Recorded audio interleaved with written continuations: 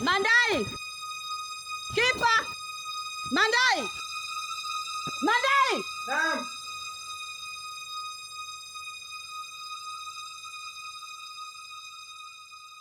Sasa bwana, wewe ndani upajui. Yaani unakuja tu unaita, unapiga kelele kibao. Kwanza umetoka mbona unaonekana una jazba sana.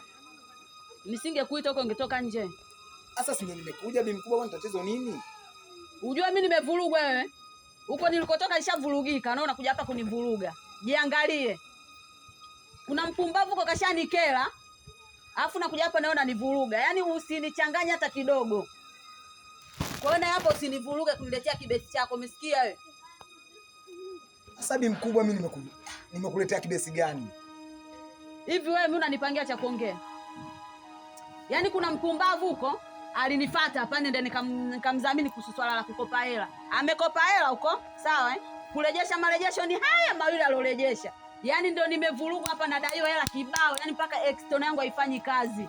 Yaani nimevurugika hatari na unakuja kunivuruga. Yaani naye tatizo lako bi mkubwa wewe, yaani unawadhamini watu yaani bi mkubwa sasa hapo unazingua. Yaani unazingua sasa utajua mwenyewe. Wewe usiniletee kibesi. Usiniletee kibesi. Sawa?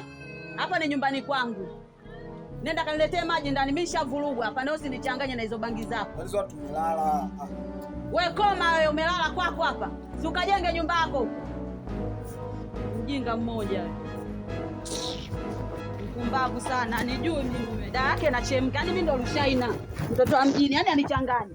Ela atasema na chochote nitamfanya kudadeki zake. Yaani I say.